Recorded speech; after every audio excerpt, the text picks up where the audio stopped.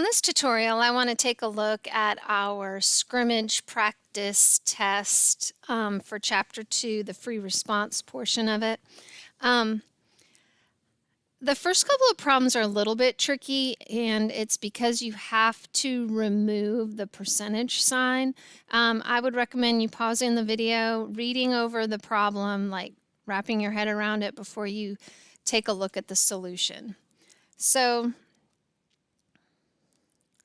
let's get started with number 11. I want to explain to you why I set it up this way. When you're asked about relative position, the key word here is relative to other days. If you want to compare the year 2009 to 2010, you need to give each a z-score because their mean and standard deviations for each year are very different from one another. So we have to level the playing field. For the year 2009, the reason why my observed value is 1 is because according to the problem, I want to know, I'm considering a day when the Dow is increasing by 1%. So that's what I'm assuming is going to happen. That's my observation. So my observed is 1. You always subtract off your expectation. Your expectation here is the mean value in 2009. So I got a negative 0.198, and then you divide by the standard deviation. The hardest part is getting started on this problem. Again, for 2010, my observed value is, what if the Dow increases by 1, but I really expect the Dow to only increase by 0.078 because that is the mean in 2010. Divide by the standard deviation. At the end of the day, 2010 has a higher z-score than 2009, so we say relative to other days, 2010 has a higher relative standing, so that's the best response there. 12, tricky. What's the probability that the Dow is going to decrease by more than 1%? Well, it doesn't tell me what year to focus on, so I focused on both. Kind of a tough problem, but the probability that it's going to decrease by more than 1, and decrease is the key word here, so since it's a decrease, it's negative. I know the mean, I know the standard deviation. What's the probability that it's going to decrease more than? That's why we highlight to the left. It's a normal CDF. The tricky part is after you come up with the probability, you have to multiply it by 61 days because it wants to convert it to days. So 22 days is the probability in 2009, and the number of days it would happen in 2010 ends up being 6 days. They didn't tell us which one to look at, 2009 or 2010, so I did both of them there. Hopefully 13 isn't too tough, not as bad as 11 and 12.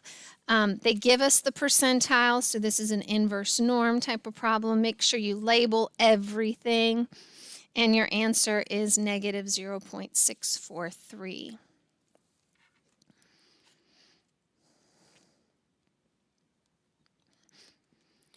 Number 14 is a transformation problem. You're taking a given mean and a given standard deviation and you're doing some transforming to it. We're multiplying by 1.8, which guess what? You're actually allowed to multiply your mean and your standard deviation by a constant. The catch here though is you can only add to measurements of center. You cannot add to measurements of variation. So, be careful on that. My 2 answers are posted in highlight. Number 15, we know the mean, we know the standard deviation, we know the percentile. So this is an inverse norm type of problem. Pretty straightforward. To get full credit on this, you got to shade, you got to label, and you have to show the answer at the end. All those parts are required on number 15. 16, we know the mean, we know the standard deviation. What's the probability that a package is going to require additional postage? That's more than 1 ounce. This is a normal CDF problem. Again, make sure you label correctly. And then number 17 is actually, this is going to sound offensive, kind of more common sense and basic math skills than any real statistical calculations. So we've got an alarm clock, and let's see here. Sometimes it goes off 30 seconds early, 30 seconds late. So if it's going off on time, that's what we expect. We expect it to go off on time, meaning it doesn't go off early or late. So 0 is the center. I roughly did a sketch of if I'm given the 30 here and I'm given the negative 30 here, I just divided it up into 10-second increments because it wants to know what's the probability that the alarm clock is going to go off within 10 seconds that it's supposed to. So that's plus or minus 10 seconds. If you check 1, 2, 3, 4, 5, 6 rectangles, that is why I have 6 total areas. 2 of them are highlighted. So 2 out of 6 is about 33% of the time is your answer here. I hope that that helped you out a little bit. I went pretty quickly.